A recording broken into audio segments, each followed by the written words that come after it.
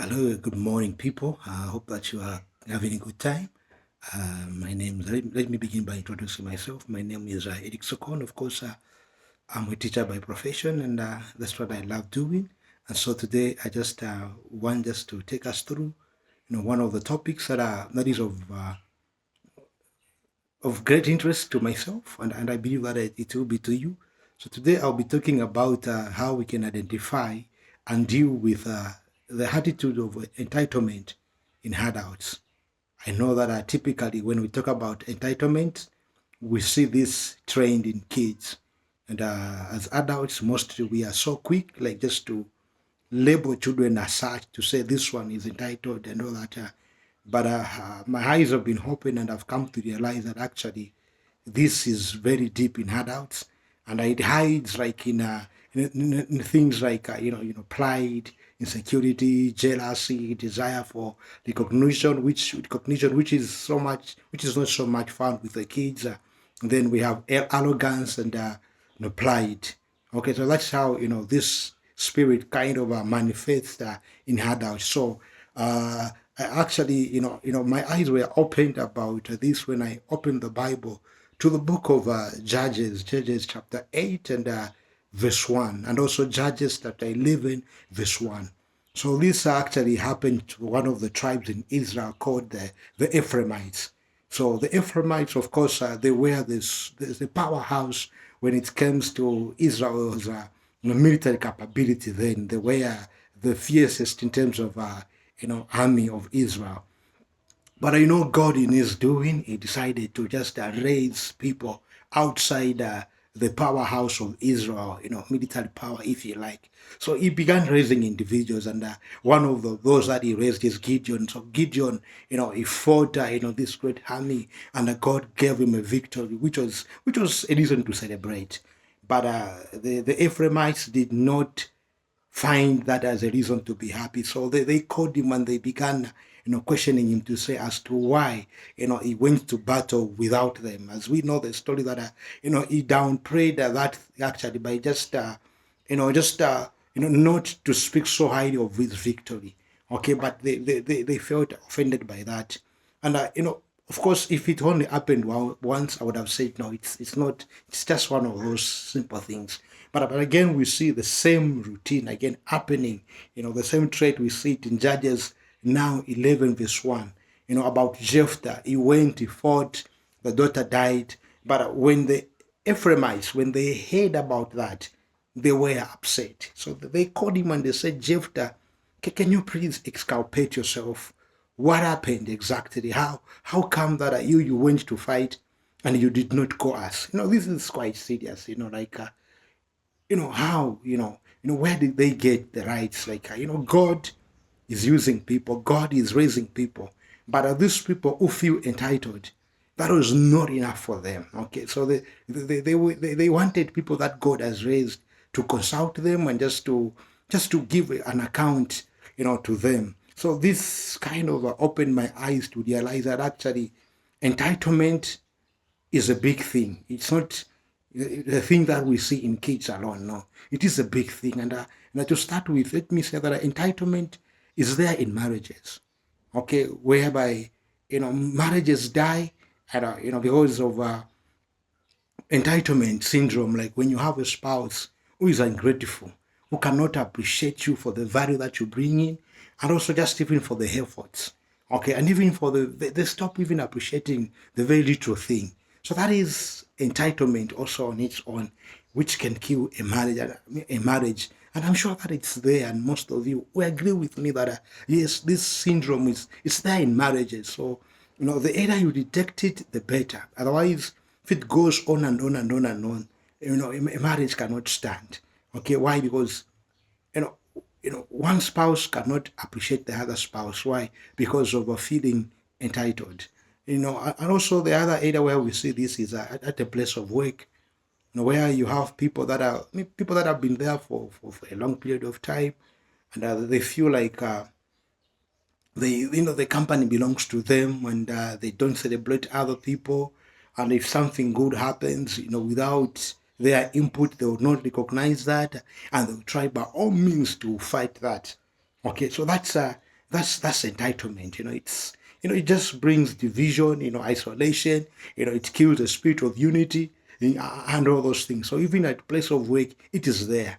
And not only that, we find this at national level. I don't know where you are watching this from, but from where I come from, we have certain tribes or certain regions, which feel like they are more entitled, like to the national cake. They feel like the nation belongs to them. If something happens outside their tribe, they will not accept it. Okay, so it also goes to at national level. It is there. So maybe let me begin now to just wind this thing up. So how do you, like, what are the signs, what are the symptoms of someone who is having this entitlement syndrome? So number one, we're talking about lack of gratitude. Someone who is unappreciative, they don't appreciate. No matter what you do for them, they will not appreciate, and it's a danger. It's quite a dangerous thing. So if you come to a point whereby you cannot appreciate, you need to watch out. It could be that this thing is slowly creeping into your life. Then seeking special treatment. Okay, we are all the same, but there are some that I just feel like they're extra special. That's a red flag. Okay, and also difficult in accepting criticism. Of course, we all don't like it and all that. It's one thing that we all fear, but I think this is to the extreme. Okay, and also we have blame shifting. They kind of put the blame on other people. Okay, so this is another sign of someone who is struggling with or who is trapped with a attitude of entitlement, and also looking down on others. Okay, you don't celebrate other people, you don't acknowledge other people. Their efforts to you, they mean nothing except your efforts. And this is typical in a place of work, in a work environment. Okay, if you are dealing with somebody who does not see your efforts, they do not appreciate the value, even the works that you do. It could be a sign that, they have this entitlement attitude in them, and whereby they downplay whatever you do, because, there is no way that, somebody can be there and you are not acknowledging what they have done. I have a lot to talk about when it comes to this, but maybe for another day. Okay. And then the other symptoms or the other sign of someone with um, an entitlement syndrome is that they kind of they have this inability to apologize. Okay, they just don't apologize. And yeah, so it's very difficult for them to say sorry. They don't correct their mistake, and again, it becomes very difficult because if you're not willing to apologize, it means that you're not willing to grow. You can't see your own faults. So this is a syndrome that we see. Even back to the example that I gave, you know, people were called to go and fight, but they did not show up. Okay, but since these people, they have this entitlement syndrome, these are the kind of people that are, even when you are right, they would want you to apologize. So you have to be strong, when you're dealing with such people. And if anything, the time that just comes whereby you just have, for the sake of your mental safety, whereby you just set boundaries, just say, no, enough is enough. I've had enough of this. You decide just to cut them out of your life. Okay, because once you're dealing with them, you will never grow. You will never see your value, and you'll be apologizing for their mistakes, which is not good. Very inhuman kind of behavior. Okay, and lastly, and not the least, it's they demand rather than earning. Respect is earned. Okay, but for them, they're just putting more demand, and more demand without earning it. Life is, it's not about demanding. So for them, they just, they don't see the reason as to why they should prove themselves. They just put more demand and demand and demand and demand. So these are some of the symptoms that are, you can look for in someone who has got in a spirit of entitlement, in a marriage, in a house environment. And I forget about the children, okay? Because you have kind of labeled this so much to be a children issue, but it is with us as adults. And if anything, what we see in children is what they learn from us. Okay, so let me wind up by just talking about some of what we can do, like in order for us to overcome this syndrome. Just deliberate steps that you can take as a person to overcome this syndrome of just entitlement. So number one, we're talking about showing gratitude. So just learn to appreciate even the very little things, the very small things that other people do for you. Just appreciate them. Okay, it will mean a lot. Just appreciate even the very small things that your friends do for you, your spouse do for you, your workmate do for you. If it's your subordinates, you know that you're expecting so much, but even just for the very small things, just take time to appreciate. And I believe you me that will just motivate people. That is how you just inspire people. Okay, so we're saying that show gratitude and also be considerate. Sometimes these people that are very impartial. Okay, they're very impartial, and they only look at things from their own perspective. They don't look at they don't have a big picture, and if anything, they're not willing just to have a bigger picture of how things are. Okay, so what we are saying is that be considerate. Put yourself in other people's shoe. The other thing is that you need to respect and accept other people's opinion. Accept their views and respect them. Okay, sometimes they may be wrong, but sometimes when you argue with people, you don't win them. You just end up losing them. So it's important that you just learn to accept people. Just accept their opinion. Okay, and respect them. Okay, and also be willing to be accountable. And this also starts like from childhood. If you have children, make them to be accountable for their actions. Okay, it will help them not to develop this entitlement syndrome. Okay, so accountability is very important. Be accountable to someone. And also sometimes it means also maybe being accountable to yourself. Have a time whereby you reflect on the day, you reflect on the relationship, how you are dealing with your spouse, how you are dealing with your children, with your workmates, and people that you meet. Just have that time. Are your attitudes, are your action, lining up with the word of God?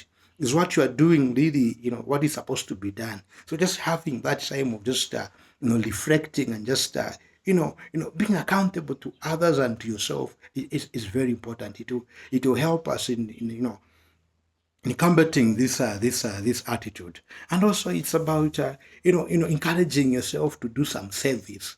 So sometimes it's having we call it here boss mentality. Like you're this big guy, everybody comes to you and all that, but you can overcome this attitude by just doing simple acts of service. Like you serve other people, you're just there for them. Do small things and all that. Don't be always like yeah, like Jesus said that so whoever wants to be the greatest amongst you, let him be the least. So save other people. Learn from Jesus. He was able to wash the disciples' feet. So what about you? So for as long as we are these big people, you are this big man in the house, in the room, know that this and this mindset may slowly be creeping into you. Then the other thing is that lastly and not the least is that just allow the Spirit of God just to lead you. And this means that you constantly spend time in the Word of God, meditating on the Scriptures, reading a prayerful life, because some of these things they are spiritual things. Okay, some of the attitudes, they are spiritual battles and all that. So if you allow the Spirit of God just to kind of help you, in terms of, checking yourself, hiding yourself, because, the devil would want you to go deeper in these things. Yes, but when you allow the Spirit of God to help you, to reveal to you, these attitudes, it will go a long way. So thank you so much. This is all I had for today. Hope that you like this, and if you have not followed my channel, please click on the link below and just follow my channel. This is just one way of helping me know what I'm doing. And if anything from what I've shared, if you have any comments, feel free to share in the chat box below. Tell me what you have learned, and if there are also other things that you feel like I've left out, just feel free to share those things. We are a growing community. We need to be learning from each other. So thank you so much. Until we meet next time. Shalom, shalom. Bye.